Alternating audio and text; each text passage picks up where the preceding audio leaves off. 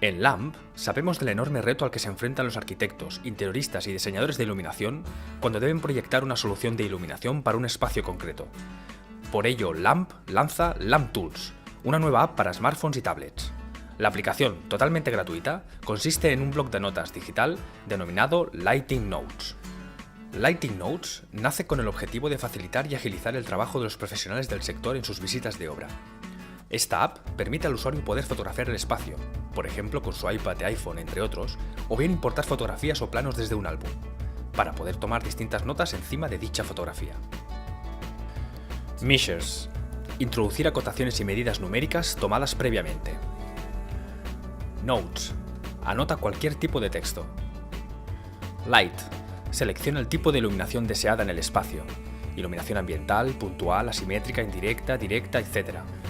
Luminaire: elige el tipo de luminaria deseada, empotrada, suspendida, adosada. Con un solo clic se puede cambiar el tamaño de los iconos para organizar mejor el resultado. Además, Lighting Notes permite seleccionar y guardar por capas la información anotada. Y una vez finalizado todo el proceso, puede guardar la fotografía en su dispositivo para poder utilizarla, descargarla o enviarla por email.